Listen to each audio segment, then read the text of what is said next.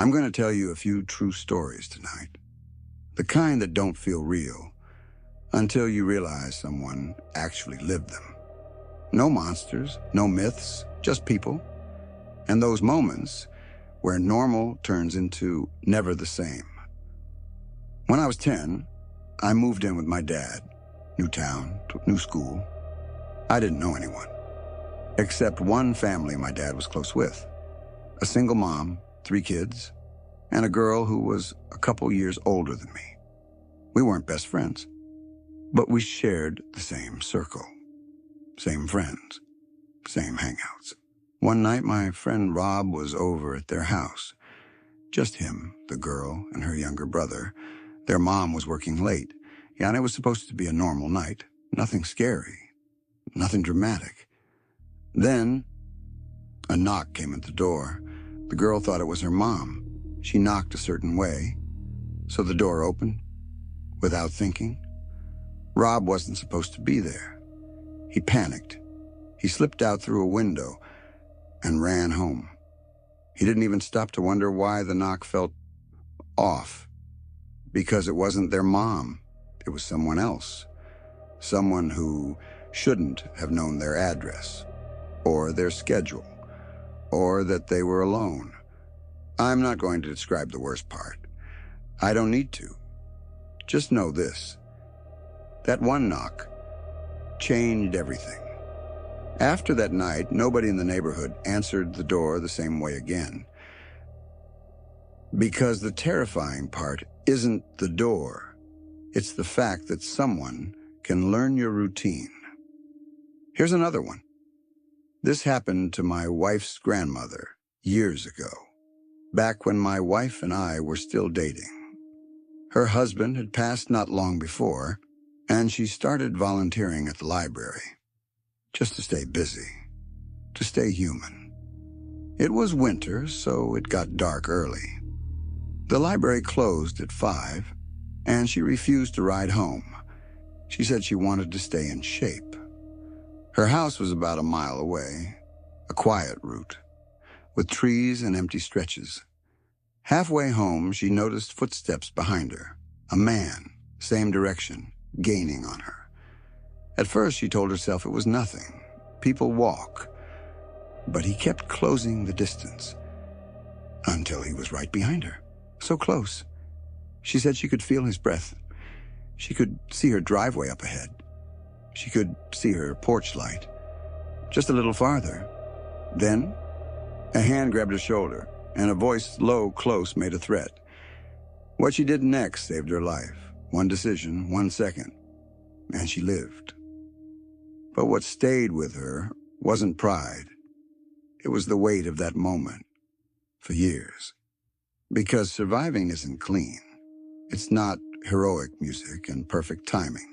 It's a choice you make, and then you live with it. Now listen to this one.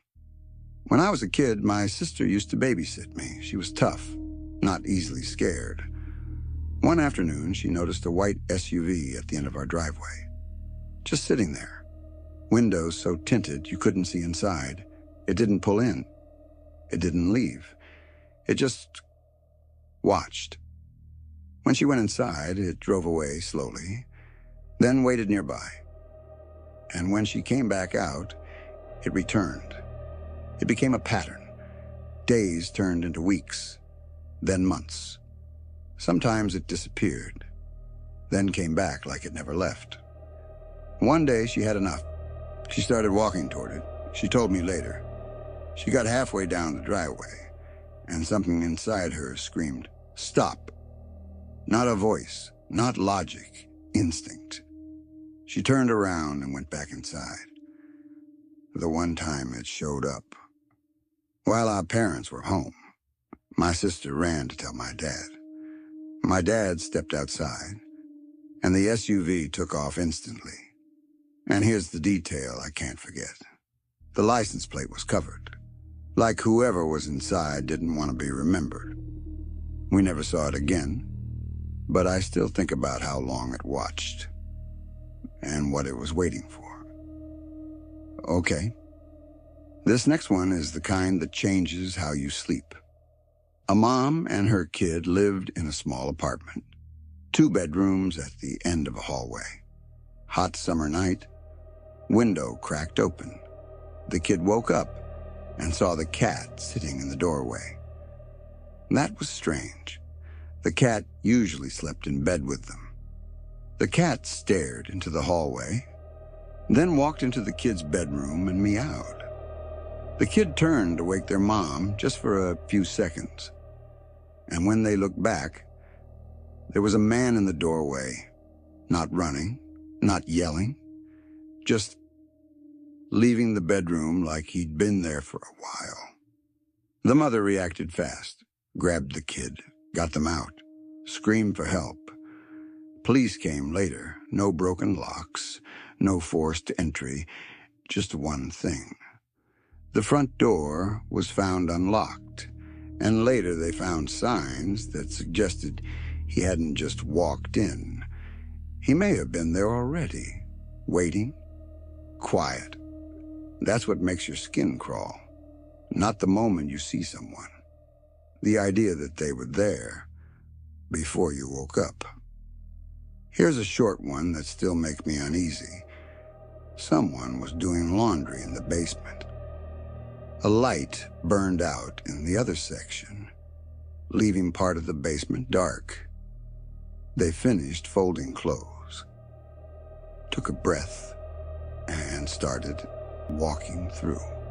Halfway across, they heard a cackle behind them, a harsh laugh, like someone trying to imitate a witch, but deeper, older, closer, right behind them.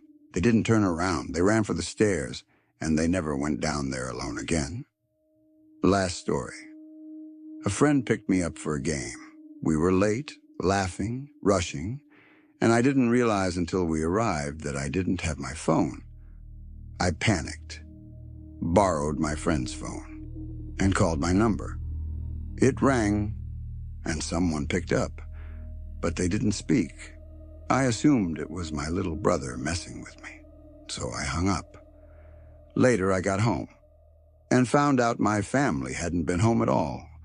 They left soon after I did. So who answered? That's when I heard the back door open and close. My stomach dropped. I didn't search the house. I didn't try to be brave. I got out, ran to a neighbor, and called for help. Nothing was stolen, no big mess. But the scariest part wasn't theft. It was the thought that someone could have been inside, quiet, listening, while I stood there thinking I was alone. People ask why I tell stories like this. It's not because I love fear. It's because fear teaches you something. That routines can be studied. That silence can hide a person breathing. That a knock can be a test. So tonight, lock your door. And if you hear a knock that feels slightly wrong, don't assume it's someone safe. Because sometimes the most terrifying thing isn't what you see. It's what was there before you looked.